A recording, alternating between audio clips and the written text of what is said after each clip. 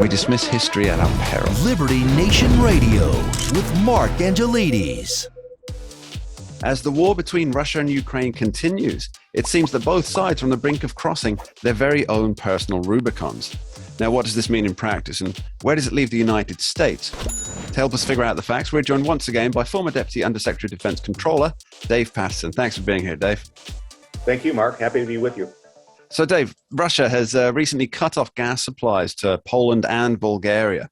Now, is this a final step or a first step for the Kremlin? And what kind of response do we predict from this move?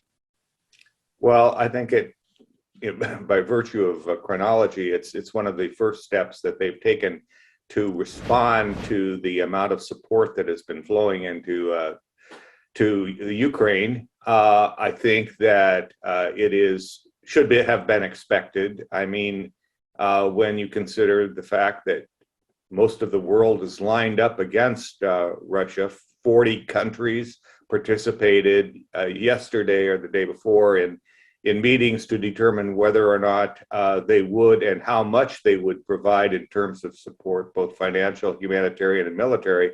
So the world is kind of lining up on one side, and Russia is kind of out of options in terms of exerting pressure. And the cutting off of the gas to Poland and Bulgaria is probably a step of desperation in terms of showing their position in the world. Well, it seems to me that the only thing stopping the further escalation by the West is that Putin, specifically for Europe, I mean here, that Putin could literally just cut off the energy supplies to the entire of the European Union area. And now that he's done it to at least two countries, is there anything really holding the Western alliance back from I think that new levels of sanctions, etc.? No, I mean, there never actually was. I mean, it was just a figment of their imagination that they were somewhat conservative in how they were approaching Russia. But consider this, that the EU has drawn up a draft of what they were going to do anyway by banning Russian oil products. So this isn't a surprise to them. And Bulgaria and Poland have said publicly that they have a significant amount of storage of fuel and liquefied natural gas, and currently it's not a problem for them. There are plenty of options that are available. The United States, of course, has a significant amount of liquid and natural gas that they can provide, but that's only once the infrastructure is in place, isn't that right? 'Cause there isn't a pipeline as such for now. No, but there are numerous tanker ships that obviously, and vessels that can be put in train to carry the gas to Europe. Now, if America has these supplies, which clearly she does, why is there an energy crisis in the U.S.? Well, that's purely a function of the Biden energy policies that he has, by default or simply neglect, not decided that the United States would be energy independent as it was under President Trump. And consequently, when you're beholden to other countries for your energy, then you look as though you're energy deficient. Yeah, you and I spoke briefly about this before, didn't we? When Donald Trump had actually offered Europe supplies of liquefied natural gas, and for whatever reasons they turned it down. Are they looking back on that decision as somewhat of a faux pas now? I think in the private councils they certainly are, and because they wouldn't be in this position if they had taken President Trump up on that offer. And consider the fact that once again that a number of things have started to combine to make this cutting off of the natural gas not as big a deal, and that is that first of all it's spring and heating oil and natural gas for home use is down anyway, and as you go into the summer, For heating, it will be negligible. Obviously, for air conditioning and electricity production, it will be important. But as Game of Thrones warns us, though, winter is coming. Winter is coming. That's exactly right. But one would hope that this war in the Ukraine would have resolved by next winter. Hopefully, yeah. Now, let's look at this from the Ukrainian side briefly, Dave.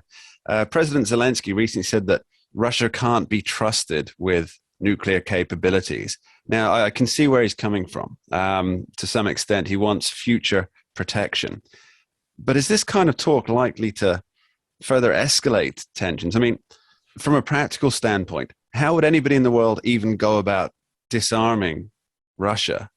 And we saw, obviously, Ukraine had nuclear weapons and then gave them up, and look where they are now. Yes, you've kind of put on the table several different things. First of all, Zelensky's right. Russia cannot be trusted. Secondly, the fact that he wants Russia to give up nuclear weapons, that won't happen. And the third thing that you raised is, yes, the Ukraine was duped back in the early 90s. 94, I believe, yeah. Yes, 94 at the Budapest conference. And when the Western world said, if you'll give up your nuclear weapons that you have the largest stockpile of right now, we will provide you and we will support and guarantee your sovereignty. So if you wanted to look at trust, Russia did sign that document and supported it. The Clinton administration at that time supported it. Subsequently, I would say that no one has supported that, obviously, except for the fact that a great deal of aid is going to Ukraine. Okay, now, so both sides, they've significantly ramped up their actions and or rhetoric. Now, what's America prepared to do you think? And what should America be prepared to do, in your opinion? Well, I think there are two things. First of all, the United States needs to believe people when they write documents and when they speak publicly. Sergei Lavrov just 2 days ago said that it looks as though tactical nuclear weapons become an option for Russia. Believe them when they say that. And so as a consequence, steps should be taken in the United States and elsewhere among the nuclear nations to at least be ready for such a horrible event. But you can't be sitting there saying, oh, we had no idea this was going to happen, because you have an idea that this might happen.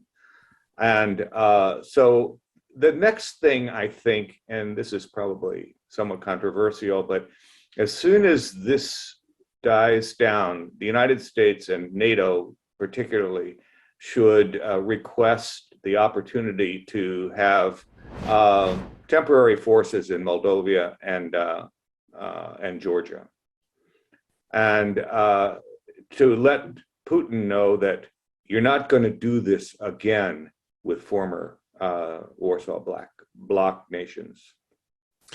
Well, the not being prepared based on what people have said seems to be a hallmark of the Biden administration from what I can see. Dave Patterson, thank you ever so much for being here. Hey, thank you, Mark. And the best is still yet to come. After this short break, we're talking Liberty with Scott D. Cassandra, examining the power of kings and the wannabe dictators. We'll be right back. Don't go anywhere. We dismiss history at our peril. Liberty Nation Radio with Mark Angelides. We're doing it for real, really real. Liberty Nation. And Jeff Charles, contributor for LibertyNation.com. I think we're starting to make an impact. Liberty style, fight for freedom. Daily tracking poll sponsored by Liberty Nation for Thursday. Mentioned by Dan Bongino, Rasmussen, Jordan Peterson, and I can others. do it again if you want me to. Cited in Mark Levin's American Marxism. I think we're starting to make a really big impact. Get noticed. We're doing it. Rock on. I'm gone.